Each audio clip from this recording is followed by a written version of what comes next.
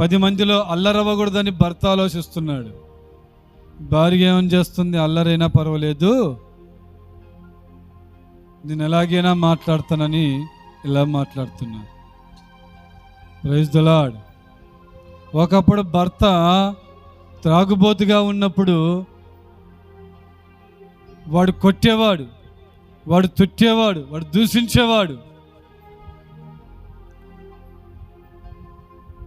చుట్టుపక్కల వాళ్ళందరూ చూసి, ఎందుకురా నీ భార్య నువ్వు కొడుతున్నావు అంటే, నా భార్య నా మాట వినడం లేదు, అందుకే నేను కొడుతున్నాను అన్నాడు. భర్త మారిన తర్వాత భార్య భర్త స్థానంలోకి వచ్చేసింది. Praise the lord. ఏ స్థానంలోకి వచ్చేసింది?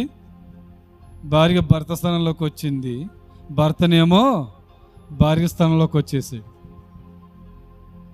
ఇల్లు చక్కబెట్టుకోవాలని భర్త అనుకుంటున్నాడు, భార్యనేమో పెరికి వేయాలనుకుంటుంది.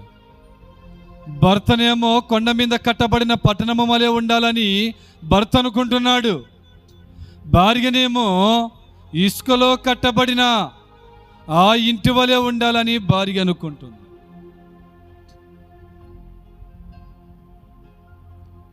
ఇసుకలో కట్టబడిన ఇల్లు వలె కట్టాలని నువ్వు అనుకుంటుంటావు, కానీ అది నువ్వు ఓడిపోతూనే వస్తుంటావు. నా దేవుడు ఓడిపోయేలా చేస్తాడు. గెలవాలనుకున్నా నిన్ను గెలవనీయడు. ఇసుకలో ఇల్లు కట్టాలనుకుంటే ఏమవుద్ది? కూలిపోయిద్ది. బండ మీద కట్టిన ఇల్లు గట్టిగా బలముగా ఉంటుంది. అది ప్రతి ఒక్కరిలోనూ ఉంటూ వస్తుంది. ఈ రోజున కుటుంబాల మధ్యలో ఎక్కువగా వస్తుంది. అపవాది కుటుంబాల మధ్యలో, మనుషుల జీవితాలలో, అనేక మనుషుల జీవితాలలో ఇసుకలో కట్టాలనే ఆలోచన అపవాది ఆలోచన. బండ మీద కట్టాలనుకునే ఆలోచన దైవ జ్ఞానము కలిగిన ఆలోచన.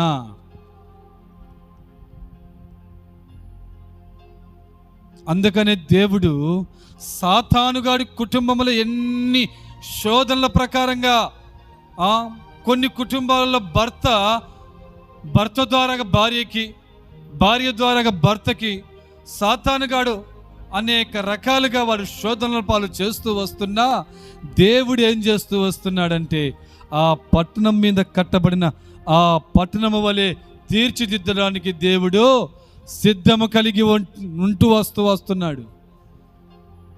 భర్త కూడా భార్య స్థానంలోకి వచ్చాడు అనుకోండి, దృష్టిని ఆలోచన భార్యలో ఉంది, భర్త దేవుని ఆలోచనలో ఉన్నాడు.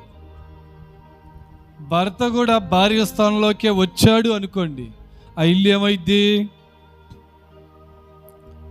కూలిపోయిద్ది, కుప్ప కూలిపోయిద్ది, ఇంకేం ఉండదు. ఆ మధ్యకాలంలో నేపాల్ మొత్తము ఆ పెద్ద పెద్ద బిల్డింగులు మొత్తము కోల్పోయి, అదంతా పడిపోయి ఆ ఇండ్లు మొత్తము చాలామంది చనిపోయారు. Praise the lord.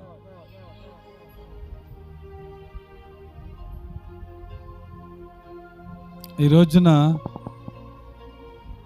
భర్త దైవ జ్ఞానములో నడుస్తున్నాడా? ఏం మాట్లాడుతున్నాడు? ఎలా నడుచుకుంటున్నాడు? ఏ జ్ఞానము కలిగి నడుచుకుంటున్నాడు? భార్య వినవలెను. భార్యలు ఏ నడవడిలో నడుస్తున్నారు? దైవ జ్ఞానములో నడుస్తున్నారా? దైవ జ్ఞానములో నడుస్తున్నారా? దేవుని వాక్యానుసారంగా జీవిస్తున్నారా? నీ భర్త కొంచెం అటుగా మనసు కలిగి ఉన్నాడా? ఆ వ్యక్తి కూడా దైవ జ్ఞానములో నడుస్తూ ఉన్నా కొంతమందికి సమాజంలో తిరుగుతూ ఉంటారు కాబట్టి ఆ వ్యక్తి దైవ జ్ఞానమునకు కొద్దిగా దూరముగా ఉన్నప్పుడు, దైవ జ్ఞానము కలిగిన ఓ స్త్రీ, నీ భర్తని నీవు దైవ జ్ఞానములోకి నడిపించుము. Praise the lord. Hallelujah, hallelujah.